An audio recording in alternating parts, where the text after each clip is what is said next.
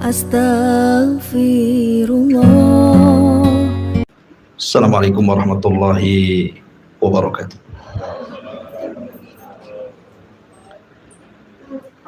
Alhamdulillah wassalatu wassalamu ala Rasulillah wa ala alihi wa sahbihi wa mawalah wa la hawla wa la quwwata illa billahi wa ba'du. Alhamdulillah, di malam hari ini kembali kita mengkaji tafsir, dan malam ini kita masuk pada surat baru, surah Al-Fajr. Dalam tertib Al-Quran, surah Al-Fajr itu masuk pada surat yang ke-89 dengan 30 ayat, 139 kalimat, 573 huruf, dan dia termasuk dari surah Makkiyah, artinya surat yang turun sebelum hijrah Nabi Sallallahu Alaihi Wasallam. Karena surah Al-Fajr ini cukup panjang, maka malam ini kita akan membahas 5 ayat pertama dalam surah Al-Fajr. A'udzubillahi minasyaitonirrajim. Bismillahirrahmanirrahim. Wal fajri wa layalin 'ashr. Wasyaf'i wal watr. Wal laili idza yasr. Hal fi dzalika qasamul lidhi hijr. Wal fajri, demi waktu fajar. Walayalin 'ashri, demi malam yang 10. Wasyaf'i wal watri, demi yang genap dan yang ganjil. Walaili idza yasri, demi malam apabila berlalu. Hal fi dzalika qasamul lidhi hijr.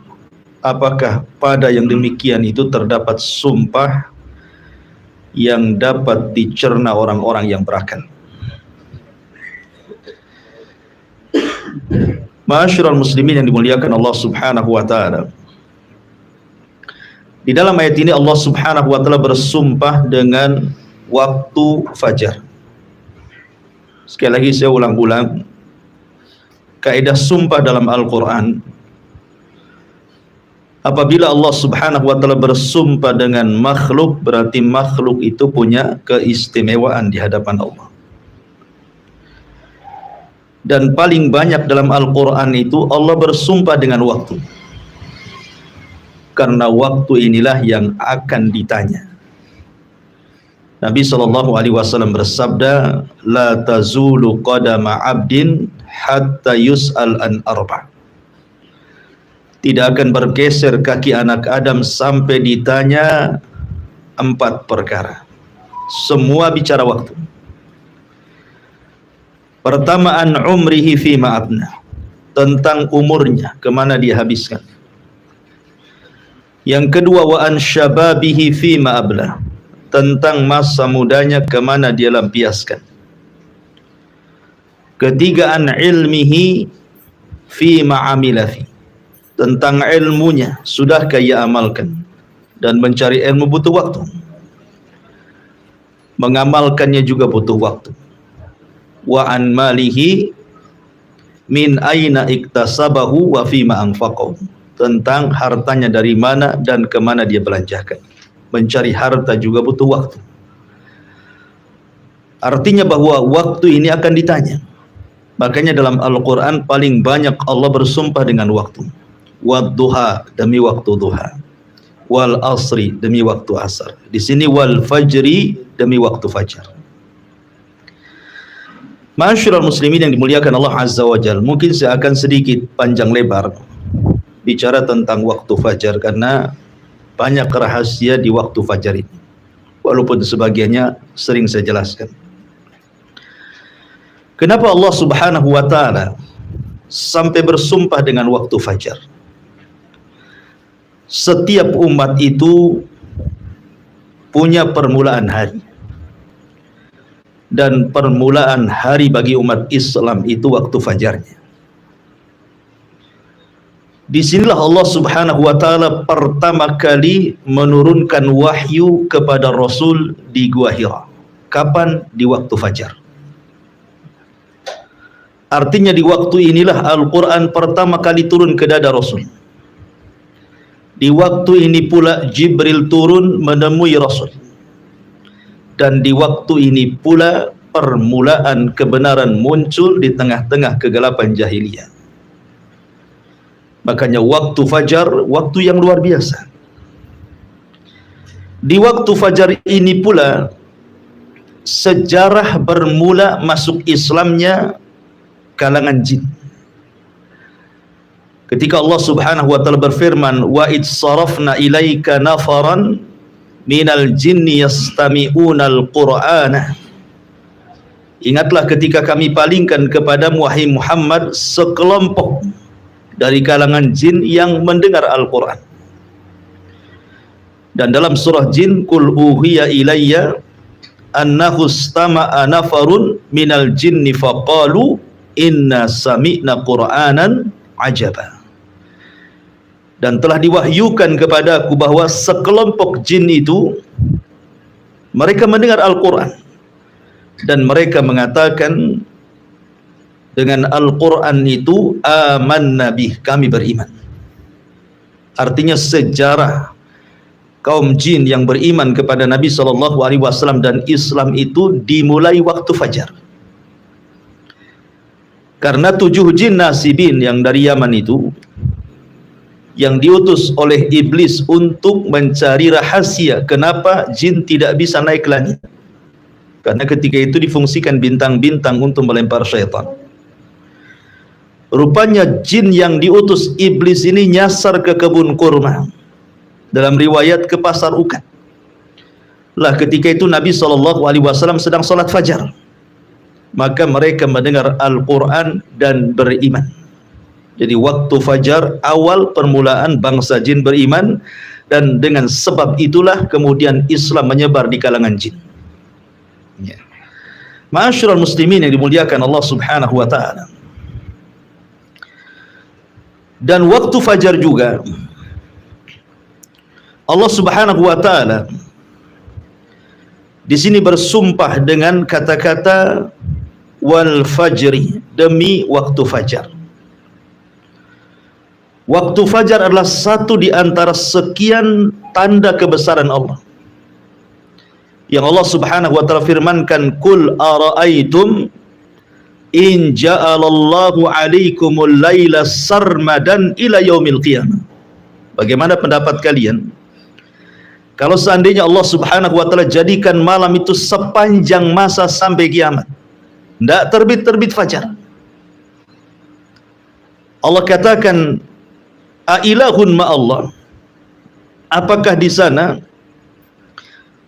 ada Tuhan selain daripada Allah Subhanahu wa ta'ala yang bisa mendatangkan cahaya? Kan tidak ada kecuali Allah.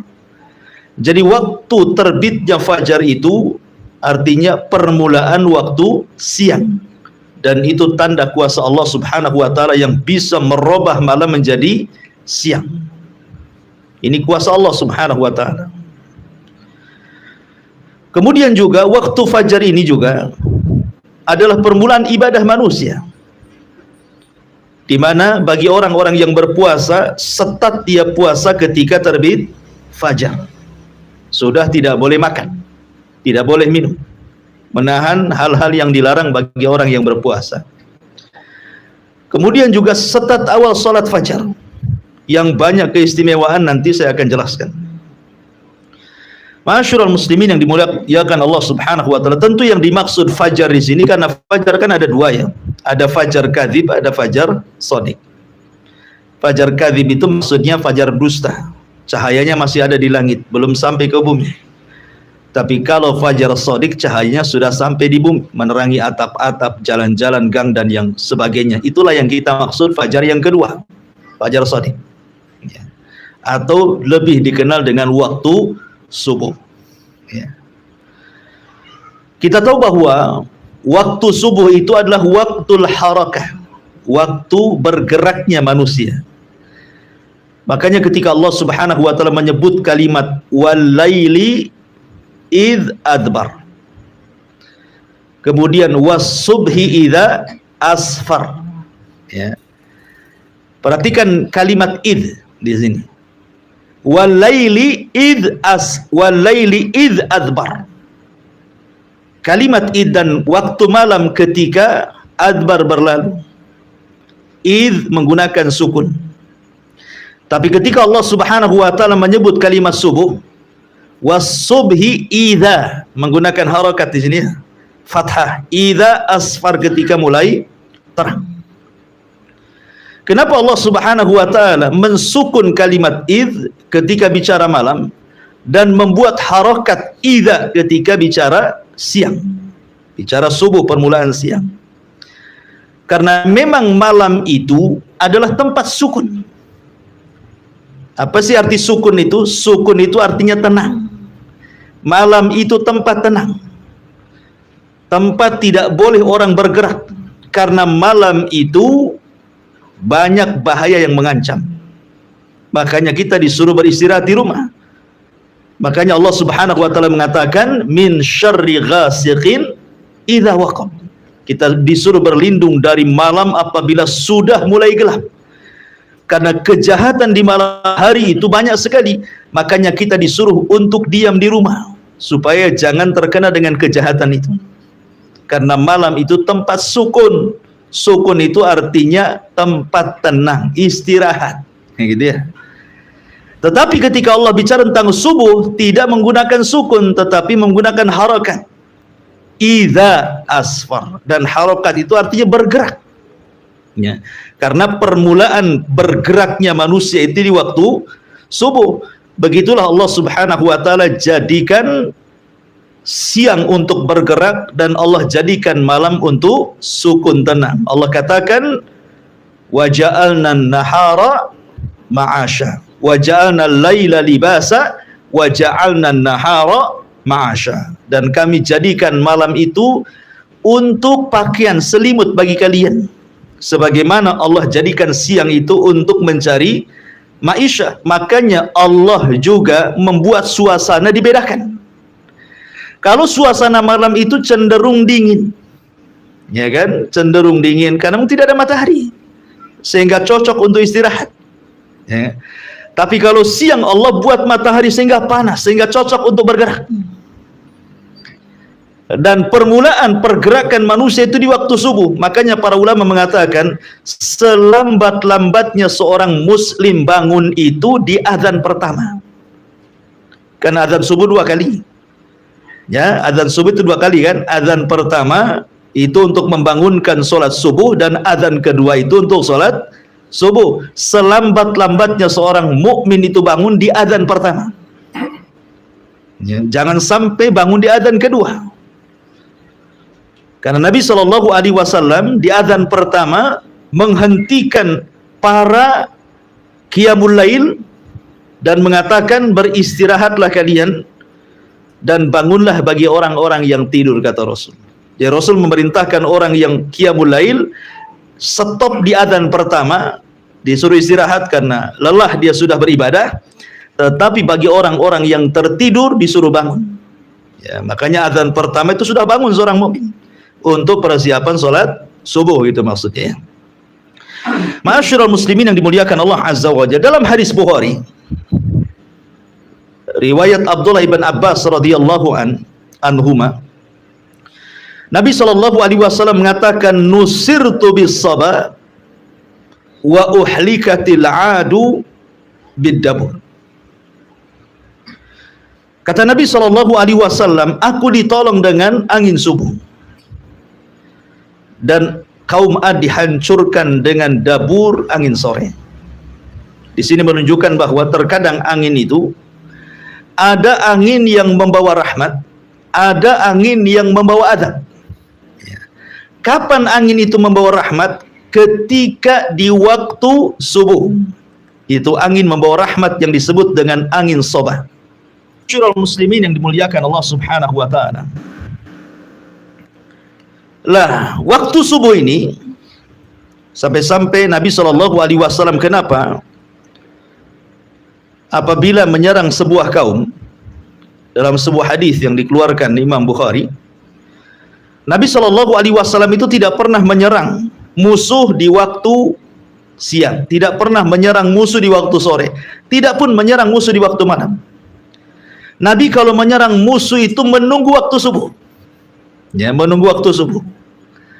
Jadi apabila kemudian di sebuah daerah yang hendak diserang itu dia mendengar suara azan, maka Rasul tidak akan menyerang, berarti daerah itu dianggap daerah muslim. Tapi kalau seandainya dia tidak mendengar azan, maka Rasul akan menyerbunya. Dari sini kata Syekhul Islam Ibn Taimiyah rahimahullahu taala, bahwa di antara perbedaan biladul muslim wa biladul kufar, negeri dikatakan negeri Islam dan negeri dikatakan negeri kafir, itu salah satunya apabila masih terdengar suara azan. Kalau suara azan di mana-mana, berarti negeri itu negeri Islam. Walaupun mungkin di undang-undang negara itu tidak 100% mengamalkan undang-undang Islam, tetapi negeri itu bebas, suara azan itu mantul dari satu tempat ke tempat yang lainnya, berarti negeri itu negeri Islam. Hanya semata-mata mendengar azan, karena azan itu bagian syiar gitu ya, bagian syiar. Berarti ketika syiar nampak, berarti negeri itu negeri Islam. Karena ada sebagian firqah di negeri kita ini yang mudah mentogut-togutkan negara. Bahwa negara kita ini negara togut, presidennya togut, menterinya togut, maka siapa yang dukung togut? Jadi yang nggak togut dia aja. Ya. Tapi sudah dibubarkan sama pemerintah. Alhamdulillah. Ya. Ma'asyiral muslimin yang dimuliakan Allah Subhanahu wa taala. Lah, Nabi SAW kalau tidak mendengar suara azan, maka Rasul menyerbu. Makanya dalam surah Al-Adiyat, apa kata Allah Subhanahu wa taala? Fal mughirati subha. Ketika Nabi SAW dihabar-khawakan oleh orang-orang munafik, ketika mengirim pasukan Ali dan beberapa orang, kemudian ada kabar bahwa pasukan itu mati, kudanya dirampas dan yang lain sebagainya, Allah turunkan surah Al-Adiyat. Salah satu lafadznya dalam surah Al-Adiyat itu fal mughirati subha, bahwa Ali dan pasukannya itu sedang menyerbu musuh di waktu subuh. Ya, jadi para sahabat mengikuti sunnah Nabi SAW menyerbu di waktu subuh, karena disitulah ada angin kemenangan yang disebut dengan angin sobah, yang diteliti oleh para ilmuwan kedokteran dan kesehatan bahwa angin itu membawa kesehatan yang luar biasa. Ya, angin itu membawa kesehatan yang luar biasa apabila seseorang terkena angin di pagi hari. Makanya sering saya nasihatkan kalau habis subuh buka jendela, buka pintu biar angin itu masuk. Ya, itu angin membawa rahmat dan juga kesembuhan penyakit.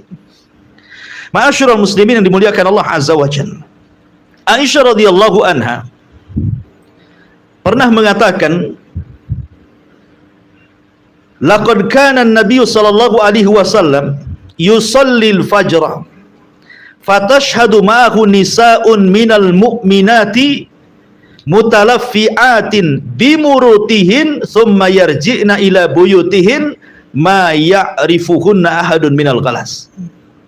Kata Aisyah radhiyallahu anha, Nabi SAW pernah mengerjakan salat subuh dan hadir wanita-wanita mukminah bersama beliau berselimutkan kain-kain murut, lalu mereka kembali ke rumah-rumah mereka, tidak ada seorang pun yang mengenali mereka karena gelap.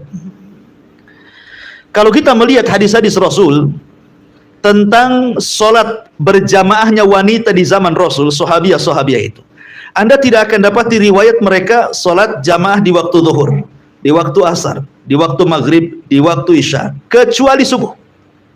Ya, coba cek riwayat. Sahabiah-sahabiah itu, mereka di waktu subuh suka ikut berjamaah bersama Nabi. Tapi di solat-solat yang lainnya tidak ada riwayatnya.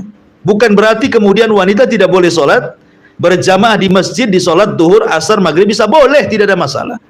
Tetapi di rumah mereka lebih baik kan begitu.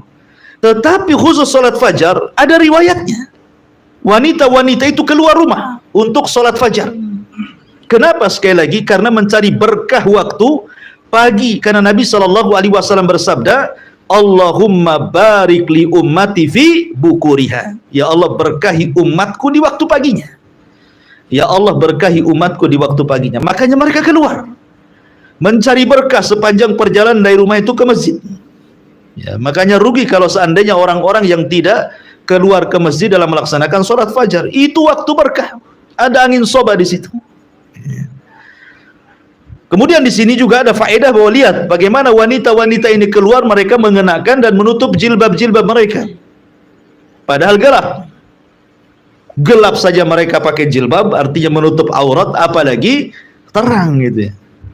Menunjukkan bahwa para sahabiah Nabi SAW teramat sangat malu kepada diri mereka. Gelap-gelap pun mereka pakai menutup aurat semuanya.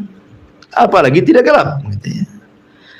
Ya, sekarang terbalik gitu. Gelap makin dibuka, terang pula ditutup. Ya. Ma'asyiral muslimin yang dimuliakan Allah Azza wa Jalla.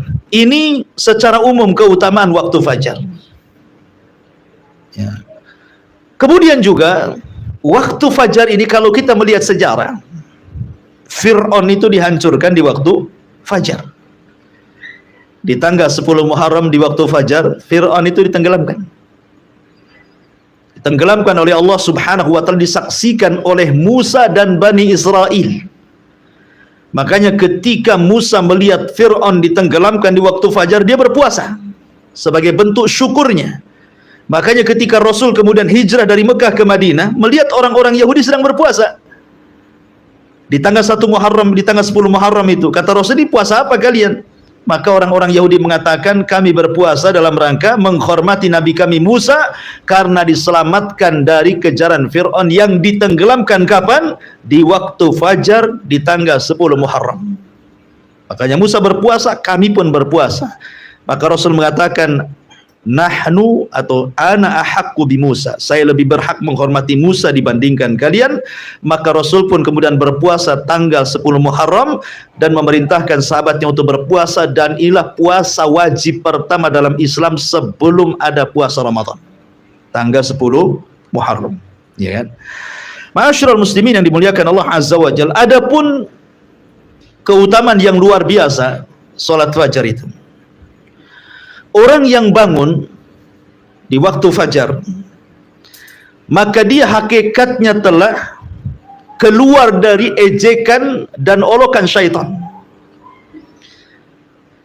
Disebutkan dalam hadis Nabi SAW, apabila seorang mukmin itu tidur di malam hari, maka syaitan akan datang dan akan memberikan was-was. Makanya kita berlindung dari was-was syaitan. Min syarri al-waswasil khannas, ya, dari was-was yang ditimbulkan oleh syaitan dari kalangan jin. Apa was-wasnya? Maka syaitan akan datang kepada orang yang tidur itu, kemudian mengencingi telinganya. Setiap dia kencingi telinganya, maka dia akan berikan was-was dan mengatakan, lailun tawilun farkud, kata syaitan itu. Malam masih panjang, tidur saja. Padahal sudah fajar tuh, masih aja malam masih panjang, tidur saja. Setiap dikencingi ngomong begitu was-wasnya tuh.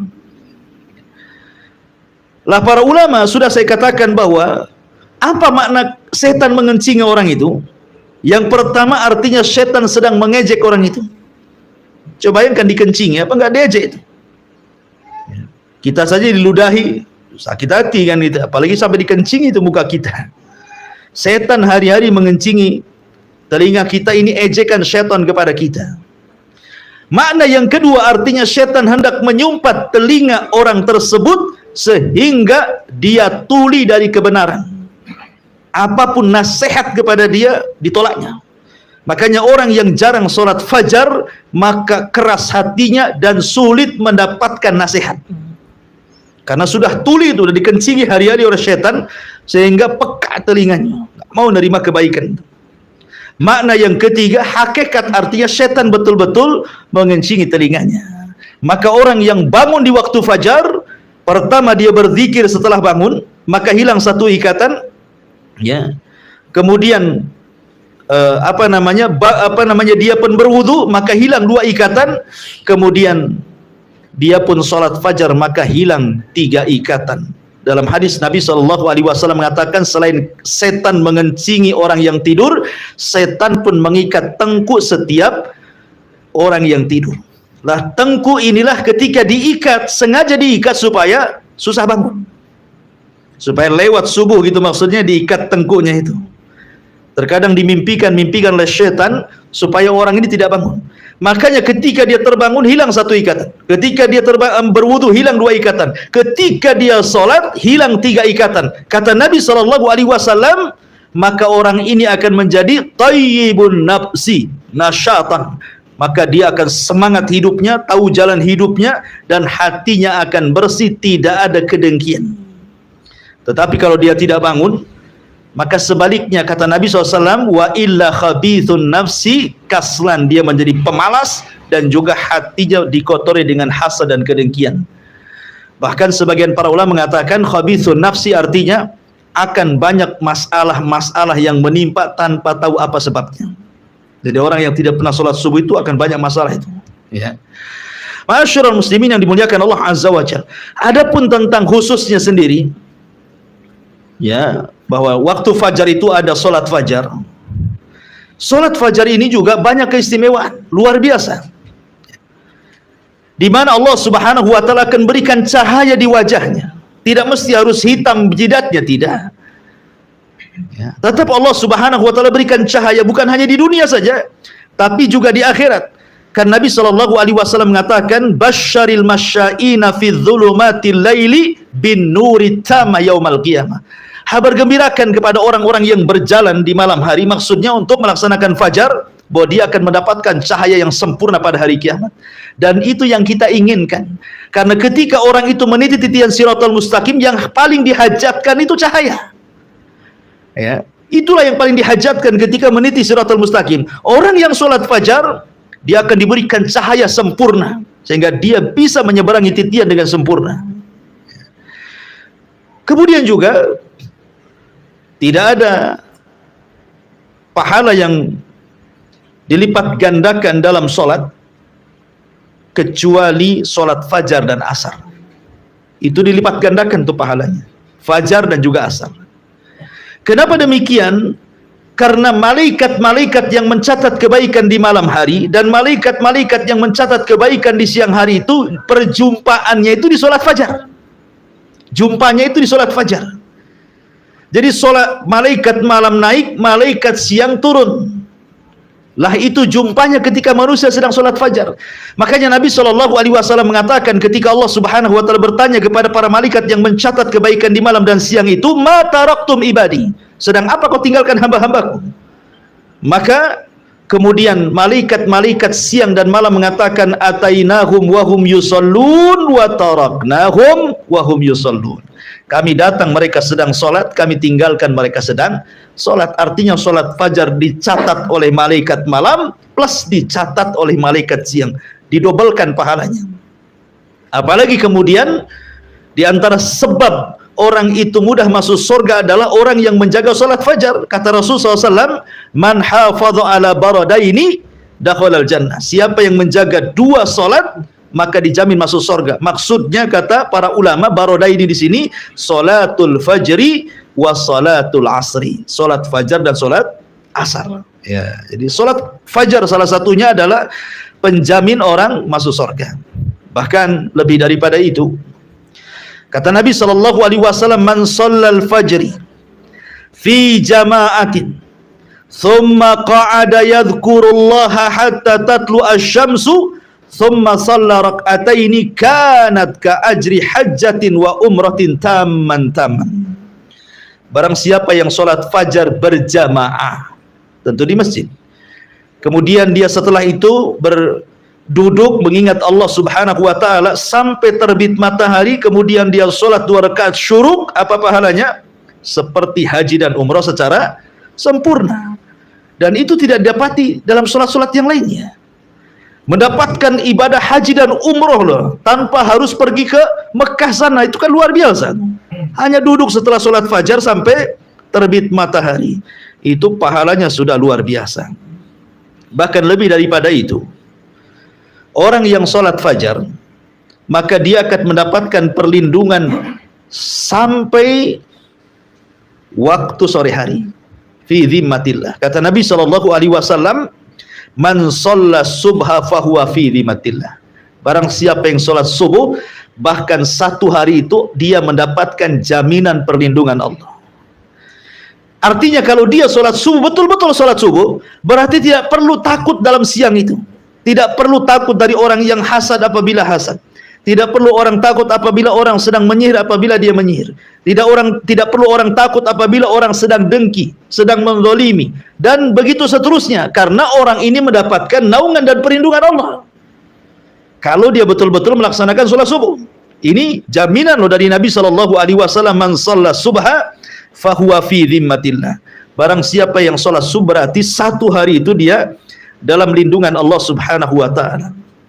Bahkan kata para ulama, min fadli salatil fajri fi waqtiha annaha tajlibur rizqal wasi'. Bahwa orang yang sholat subuh pada waktunya, maka hakikatnya dia sedang membentangkan rizkinya yang luas. Makanya Nabi SAW tadi sudah saya singgung, doanya adalah Allahumma barik li ummati fi bukuriha. Ya Allah, berkahi umatku di waktu paginya. Makanya lihat para sahabat Nabi SAW ketika mereka meninggalkan sholat subuh pada waktunya, walaupun satu kali seumur hidupnya, itu menjadi penyesalan sampai wafatnya. Itu sahabat Nabi itu. Jadi dia tidak sholat subuh pada waktunya satu kali seumur hidupnya, tapi menjadi penyesalan sampai wafatnya. Anas bin Malik radhiyallahu anhu yang pernah saya ceritakan, ketika menyerbu satu daerah di bawah kekuasaan Persia, namanya Tustar, kota terbesar juga di bawah kekuasaan Persia. Di zaman Umar bin Khattab radhiyallahu an, Umar mengutus para sahabat untuk menaklukkan Tustar. Subhanallah. Orang-orang Persia sama dengan orang Yahudi suka membuat benteng. Sehingga untuk menghancurkan benteng itu sulit banget, ya. Sehingga para sahabat kewalahan sampai sebulan, 2 bulan, 1 tahun lebih, sampai 1 tahun setengah loh, untuk merobohkan benteng itu tidak bisa. Karena musuh itu selalu memanah menombak dari atas, sehingga tidak bisa mendekati benteng. Sampai 1 tahun setengah loh.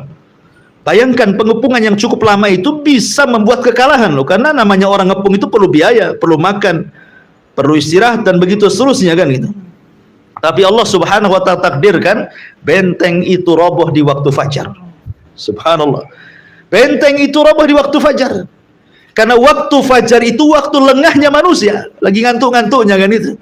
Robohlah benteng itu. Masuklah tentara kaum muslimin, kemudian mampu menaklukkan Tustar dalam waktu sesingkat-singkatnya. Mulai terbit fajar sampai terbit matahari, kalah Tustar itu. Padahal ngepungnya 1 tahun setengah tuh. Gitu ya. Naklukannya hitungan jam. Setelah kemudian para sahabat menaklukkan Tustar dan matahari sudah terbit, baru kemudian mereka sholat subuh. Setelah matahari meninggi. Artinya mereka sholat subuh di luar waktu. Dan ini pernah dilakukan Rasul ketika perang Ahzab. Kan Rasul harus menjaga parit. Sebab kalau tidak dijaga, musuh itu akan meloncat dengan kuda-kuda mereka. Sehingga Rasul tidak bisa meninggalkan untuk melaksanakan sholat. Meleng aja sedikit, kuda masuk. Makanya Rasul harus terus fokus gitu ya. Sampai akhirnya di waktu maghrib. Rasul dan sahabat belum sholat asar. Ketika datang waktu maghrib, baru Rasul dan sahabat sholat asar. Artinya Rasul pun pernah melaksanakan sholat di luar waktu karena peperangan kan itu. Anas bin Malik radhiyallahu an, apabila disebutkan perang Tustar selalu menangis. Kenapa? Sampai ditanya, bukankah perang Tustar Allah menangkan? Kenapa engkau menangis, wahai Anas? Kata Anas bin Malik radhiyallahu an, aku tidak menyesali perang Tustar. Itu kemenangan dan kebahagiaan dan nikmat Allah yang Allah anugerahkan kepada kita kaum muslimin.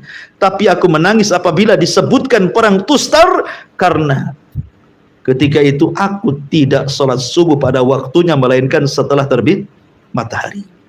Dan itu menjadi penyesalan Anas ibn Malik sampai wafatnya. 1 kali loh ya. Dia tetap sholat, cuman sholat di luar waktu, dan itu pun karena darurah, namanya perang. Ya. Ada waktu-waktunya tidak bisa kita melaksanakan sholat khauf ketika genting-gentingnya perang. Makanya Rasul pun pernah meninggalkan asar dan waktu sholat asar di waktu maghrib. Begitu juga sahabat sholat fajar ketika terbit matahari. Artinya ada kemimpinan satu subuh kan? Secara hukum fikih tidak ada masalah. Anas bin Malik radhiyallahu anhu dan bagi para sahabat yang lain bahwa sholat tepat waktu itu, apalagi sholat fajar, itu sesuatu yang berharga bagi mereka. Jangankan sholat wajibnya, sholat sunnahnya saja lebih baik dibandingkan dunia dan isinya, kan itu. Rakaatai al-fajri khairun minad dunya wa ma fiha. Sholat rakaat fajar saja lebih baik dibandingkan dunia dan isinya. Yang namanya dunia dan isinya kan macam. Ada mobil, ada rumah mewah, ada tanah, macam-macam ya. Tapi tidak lebih baik daripada 2 rakaat sunnah fajar. Kalau 2 rakaat sunnah fajar saja itu segitu pahalanya, gimana subuhnya? Yang merupakan kewajiban Allah Subhanahu wa taala. Makanya kenapa sholat sunnah 2 rakaat fajar itu disebut rakaataini khafifataini, 2 rakaat yang diringankan. Tidak boleh panjang-panjang. Ya. Makanya ditentukan kan bacaannya. Rakaat pertama qul ya ayyuhal kafirun, kan itu ya. Rakaat yang kedua qul huwallahu ahad. Ya. Dipendekkan, kenapa? Karena yang dipentingkan bukan 2 rakaat sholatnya, tapi subuhnya. Ya. Nanti kalau kelamaan 2 rakaat fajarnya, nanti lemas ketika subuhnya. Tidak mungkin orang mendahulukan yang sunnah dibandingkan yang wajib, kan begitu ya. Makanya dibuat ringanlah sholat itu supaya subuh bisa dipanjangkan. Makanya sependek-pendeknya Rasul sholat subuh itu paling pendek membaca 100 ayat dalam Al-Quran. Di antara sekian sholat yang disunahkan dipanjangkan itu sholat subuh. Sholat subuh itu dipanjangkan dibandingkan sholat-sholat yang lainnya. Karena paling pendek Rasul membaca 100 ayat di sholat subuh itu. Menunjukkan panjang dibandingkan sholat yang lainnya. Ma'asyiral muslimin yang dimuliakan Allah Azza wa Jalla. Apalagi yang lebih hebat dibandingkan itu. Orang yang menjaga sholat fajar, ikhwan, itu akan mendapatkan kenikmatan yang paling besar dari semua nikmat yang ada di dunia dan semua nikmat yang ada di surga. Dia akan mendapatkan kenikmatan yang lebih besar dibandingkan semua nikmat yang ada di bumi, bahkan semua nikmat yang ada di sorga. Apa itu? Ru'yatullah, memandang wajah Allah.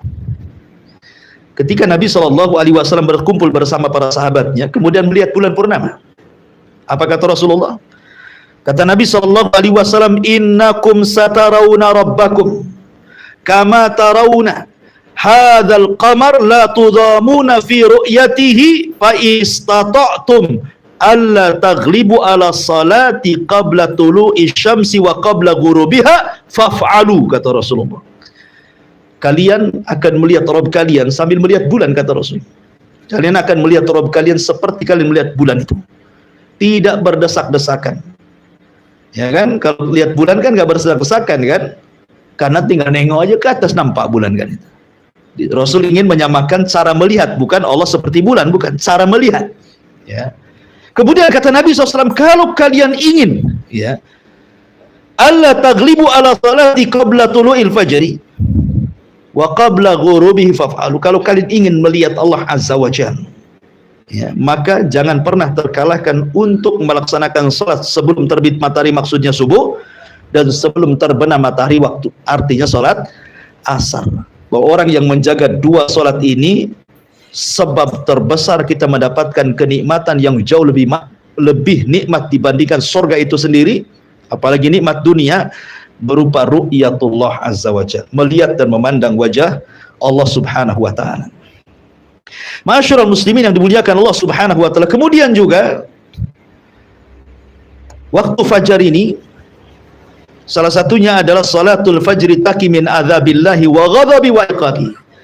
Bahwa salat fajar itu bisa menghindarkan dari azab Allah, kemarahannya, bahkan iqabnya. Dan salatul fajar min asbabin najati minan nar. Salat fajar itu diantara penyebab seseorang terhindar dari neraka.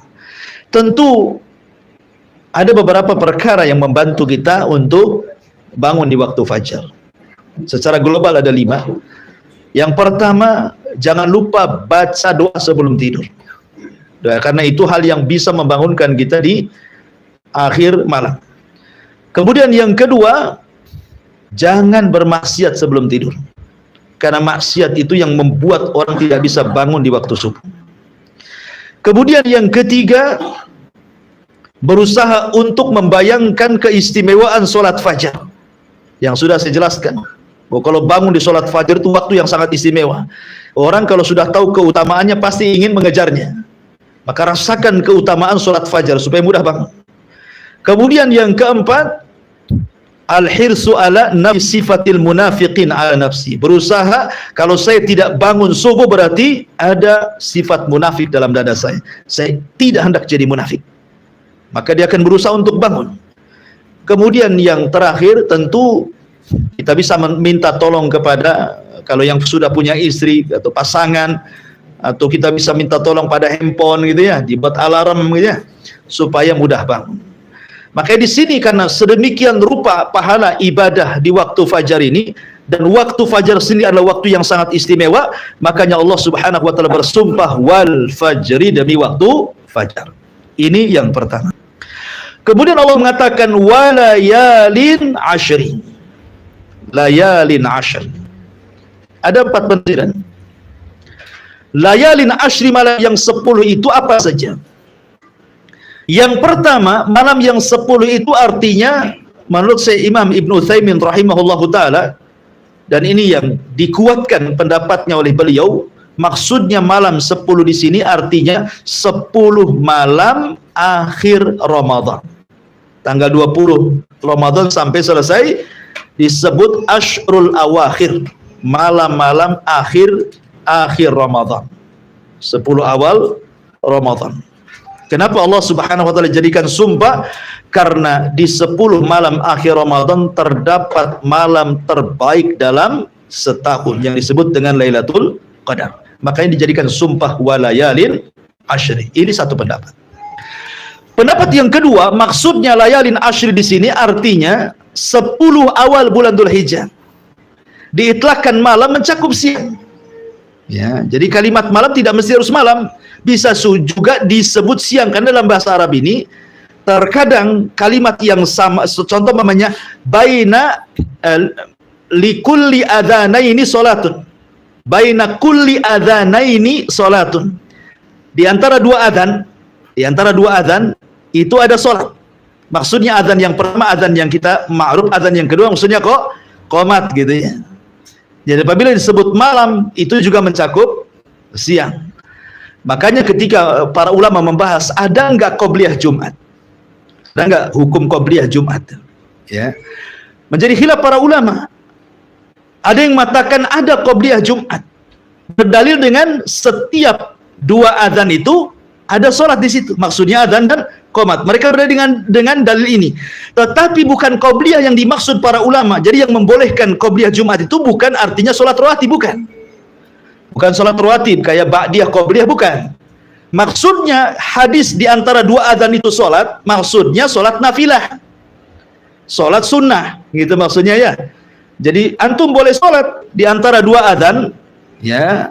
Kalau mamanya untuk menghindari fitnah kan gitu, kita di mana, kadang-kadang kalau kita duduk terfitnah pula kan. Jadi kita melaksanakan sholat sebelum Jumat itu bukan rawatib, ingat ya, bukan rawatib, tetapi sholat sunnah. Dalilnya ini, di antara 2 adzan itu ada sholat maksudnya ya. Dan adzan pertama, adzan itu ya adzan yang kedua itu maksudnya qomat. Ya, ini bagi yang berpendapat bolehnya sholat sebelum Jumat, tetapi bukan rawatib niatnya. Ini yang kita katakan, kalau mereka mengatakan qobliyah, kita katakan tidak ada qobliyah sebelum Jumat. Tidak ada. Ya, tidak ada hadisnya. Adapun hadis ini bukan bicara qobliyah, bicara tentang sholat nafilah, sholat sunnah. Karena keumuman hadis di antara 2 adzan itu ada sholat di situ. Ya, kalaupun kita sholat sebelum apa namanya Jumat, bukan qobliyah, sekali lagi bukan qobliyah ya, tapi itu nafilah, mengambil keumuman hadis ini, maksudnya begitu. Ataupun sholat mutlak, nah, mulai datang ke masjid antum sholat 2 rakaat salam 2 rakaat salam tanpa dibatasi. Itu yang disunahkan di sholat Jumat gitu ya.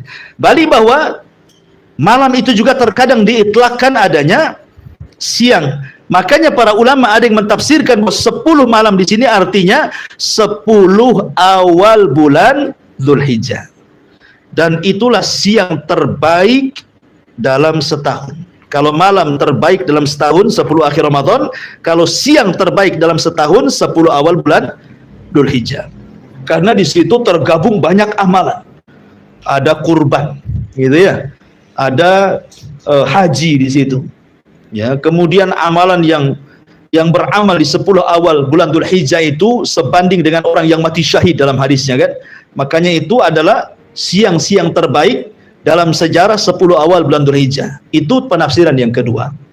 Penafsiran yang ketiga, layalin ashri itu artinya 10 akhir dari puasanya Nabi Musa. Nabi Musa alaihi salatu wassalam awalnya dia berpuasa berapa hari? 30 hari. Salasina lailan. Jadi ingat, syariat dulu dengan syariat sekarang beda ya. Kalau Musa itu puasa malam. Kalau syariat Nabi Musa itu puasa di malam hari. Tapi kalau syariatnya kita puasa di siang hari. Dan puasa di siang hari jauh lebih afdal dibandingkan puasa di malam hari. Jadi malam itu untuk mereka, siang untuk kita. Nabi Musa alaihi salatu wassalam puasa di malam hari sampai 30 hari. Ketika di hari 30, karena dia akan berdialog dengan Allah Azza wa Jal, maka dia mengambil siwak untuk menyiwak giginya, karena takut bau, membatalkan puasanya. Tapi Allah Subhanahu wa Ta'ala kemudian datang dan mengatakan kepada Musa, jangan kau batalkan puasamu. Jangan kau batalkan puasamu, karena bau mulutnya orang yang berpuasa jauh lebih wangi di sisi Allah dibandingkan minyak kasturi. Maka Allah katakan tambah 10 hari lagi. Makanya Allah mengatakan wa atmamnaha bi ashrin wa tamma miqatu rabbih arba'ina lailan. Maka Musa pun menyempurnakan 10 hari lagi, sehingga sempurnalah dari 30 menjadi 40 malam. Disitulah turun Taurat. Jadi 10 malam di sini artinya 10 malam akhir daripada puasanya Nabi Musa. Ya. Akhir daripada puasanya Nabi Musa. Ini penafsiran yang ketiga. Penafsiran yang terakhir adalah yang dimaksud layalin ashri di sini adalah 10 awal bulan Muharram. 10 awal bulan Muharram itu masuk pada penafsiran walayalin ashri. Walaupun sekali lagi pendapat Syekh Utsaimin rahimahullah taala cenderung kepada lail di sini artinya 10 akhir bulan Ramadan. Ini ayat yang kedua. Wal fajri walayalin ashri. Kemudian Allah mengatakan wasyaf'i wal watr. Wasyaf'i wal watr, demi yang genap dan yang ganjil. Apa maksudnya demi yang genap dan yang ganjil ini? Ada yang mengatakan maksudnya yang ganjil itu Allah. Allah kan ahad satu. Adapun yang genap itu adalah makhluknya. Karena ketika Allah Subhanahu wa Ta'ala menciptakan makhluk pasti berpasang-pasangan. Ya kan? Ada langit, ada bumi, ada lautan, ada daratan, ada jin, ada manusia, ada perempuan, ada laki-laki. Nah, pasti berpasang-pasangan itu. Ya. Makanya Allah Subhanahu wa Ta'ala berfirman kan ketika min kulli syai'in khalaqna zawjaini dalam surah Az-Zariyat ayat 49. Min kulli syai' wa min kulli syai'in, dan dari segala sesuatu yang Allah ciptakan itu khalaqna zawjaini, pasti kami akan ciptakan berpasang-pasangan. Berarti yang genap itu makhluk, karena makhluk berpasang-pasangan kan, genap dia dua-dua, ya kan, langit bumi dua, darat laut dua gitu ya, gelap terang dua gitu. Genap maksudnya witir itu Allah sang khalik, adapun yang genap itu maksudnya makhluknya. Jadi Allah bersumpah dengan dirinya dan juga dengan makhluknya. Penafsiran yang kedua, maksudnya yang witir di sini Allah bersumpah dengan Adam. Adam itu witir satu. Ya, karena Allah Subhanahu wa Ta'ala tidak menciptakan dari ibu bapak. Adam itu diciptakan sendirian oleh Allah Subhanahu wa Ta'ala. Kemudian setelah itu Allah ciptakan Hawa dari tulang rusuknya menjadi genap. Berarti yang witir itu Adam, yang genap itu Adam dan Hawa dan seluruh keturunannya. Allah bersumpah dengan Adam dan juga Hawa. Kemudian yang ketiga, maksudnya witir ini adalah semua sifat, maksudnya witir itu sifat Allah, tetapi genap itu sifat makhluk. Maksudnya begini, Allah subhanahu wa ta'ala ketika mengeluarkan kita dari perut ibu kita, wallahu akhrajakum min butuni ummahakum la ta'lamuna syai'a wa ja'ala lakumus sam'a wal absara wal af'idah, kan itu. Ketika Allah menciptakan kita, dikeluarkan dari perut ibu kita, kita tidak mengetahui sesuatu, sama sekali tidak punya apa-apa. Bahkan pendengaran pun tidak mendengar, penglihatan pun tidak melihat, ya kan? Kemudian hati pun tidak berakal. Baru sedikit demi sedikit setelah dia besar sedikit, mulailah pendengaran melihat, kemudian pendengaran mendengar, penglihatan melihat, kemudian hati mulai berpikir, kemudian diberikan ilmu, terus sampai dia tua, maka Allah akan kembalikan sebagaimana dia dilahirkan. Ketika sudah tua mulai rabun, ya kan? Ya, kemudian mulai peka, ngomong harus keras-keras, kan ya? Mulai pikun, padahal dulu orang paling cerdas dulunya. Nah, dikembalikan tuh sifat bayinya ke ketua, tapi Allah subhanahu wa ta'ala witir. Ya, Allah tidak pernah didahului dengan kebutaan kemudian melihat, atau setelah melihat buta, tidak. Allah itu akan senantiasa melihat dan melihat dan melihat dan melihat, ya, tidak didahului dan juga tidak diawali dengan perkara-perkara kebalikan daripada melihat. Laisa kamitsli syai'un wa huwas samiul basir. Itu juga penafsiran yang ketiga. Penafsiran yang keempat, maksudnya al-syaf'i wal watr ini mencakup semua ibadah. Contoh salat, ada yang ganjil, ada yang genap. Maghrib ganjil, kan itu ya. Kemudian isya genap. Ya. Kemudian puasa ayyamul bid ganjil, ya kan 3 hari saja kan, Senin Kamis genap, gitu ya. Ramadan juga terkadang digenapkan, terkadang diganjilkan, tergantung melihat bulan. Ya, jadi semua ibadah itu mencakup ibadah. Namanya genap ganjil itu semua ibadah tercakup padanya kalimat asy-syaf'i wal watr. Ada juga yang mengatakan bahwa yang dimaksud asy-syaf'i wal watr itu 10 akhir Ramadan. Mulai tanggal 20 Ramadan sampai tanggal 30 atau 29, 1, 2, 3, 4, 5 sampai selesai akhir Ramadan, itu bisa mengandung genap ganjil. Ya. Terkadang yang genap itu ganjil, terkadang yang ganjil itu genap, gitu maksudnya. Makanya kenapa kita harus menghidupkan semua hari-hari malam di akhir Ramadan. Karena ada yang kita anggap hari ini genap, bagi orang lain dia ganjil. Ya, contoh ketika hadis Quraib, dia datang dari Syam menuju Madinah. Dia ke Syam itu awal Ramadan, pulang ke Madinah pertengahan Ramadan. Lah Quraib ini mengikuti ru'yahnya Muawiyah di Syam, sehingga dia puasa di hari Jumat. Ya. Ketika sampai di kota Madinah berjumpa dengan Ibnu Abbas, rupanya Madinah memulai puasa di hari Sabtu. Kemudian kata Quraib, tidak cukuplah Muawiyah melihat. Ya. Kenapa kau tidak ikut Muawiyah sana, gitu maksudnya ya. Kata Abdullah ibn Abbas, beginilah yang diperintahkan Rasul. Apabila tidak melihat bulan berarti digenapkan. Makanya kami puasanya Sabtu, mereka Jumat. Ketika kita anggap ini ganjil, di sana dianggap genap. Dan sebaliknya begitu. Ya. Jadi ada yang mentafsirkan juga seperti itu. Itulah wasyaf'i wal watr. Kemudian Allah mengatakan wal laili idza yasri, dan demi malam apabila telah berlalu.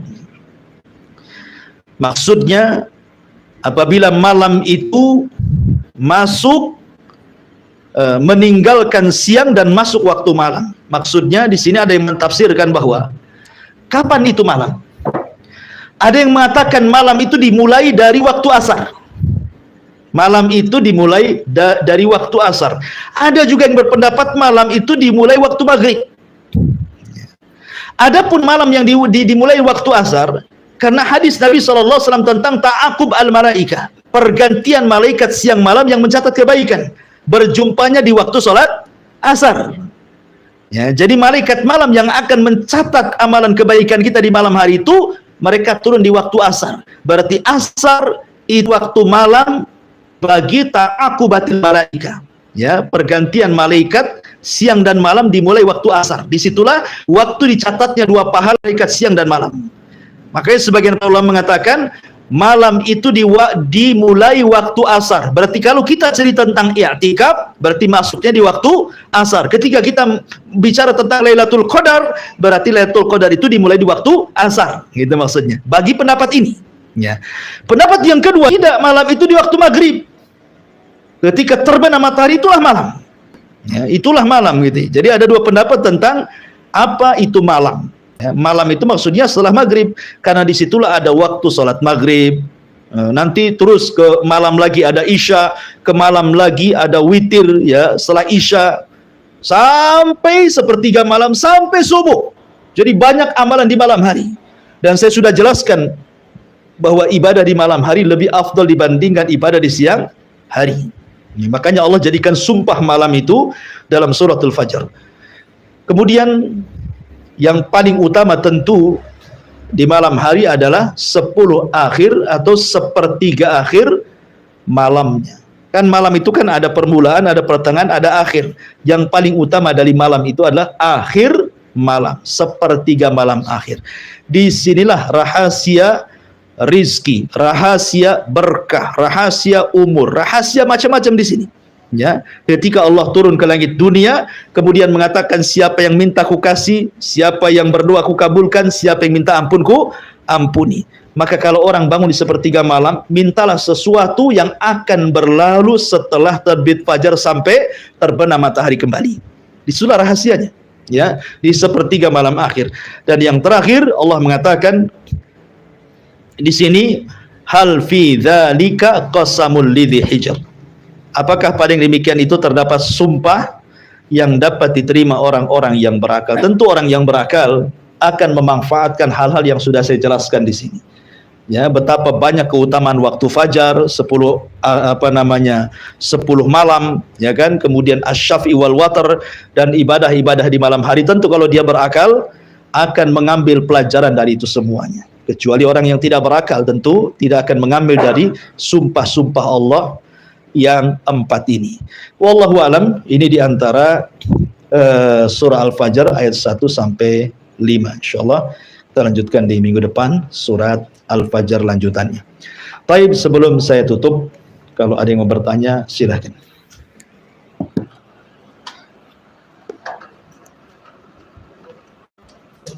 Baik.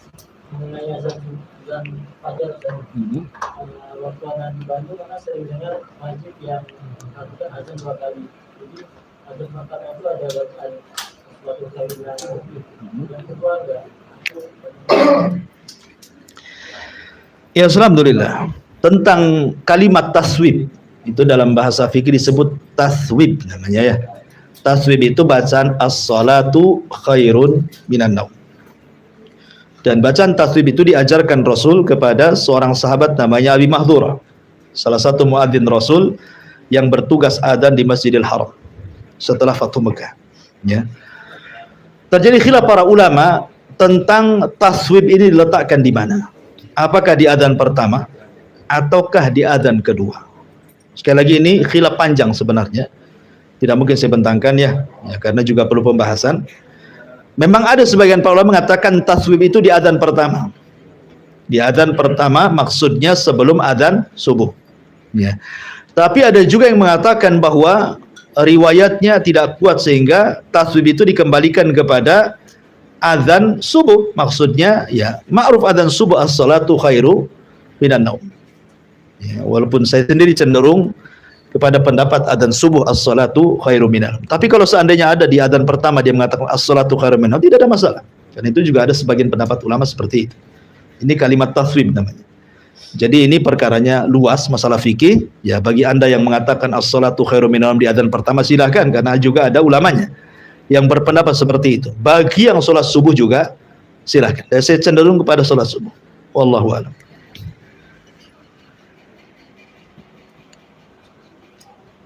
Kira-kira jaraknya berapa lama? Jarak antara adzan pertama dengan adzan yang kedua tidak lama.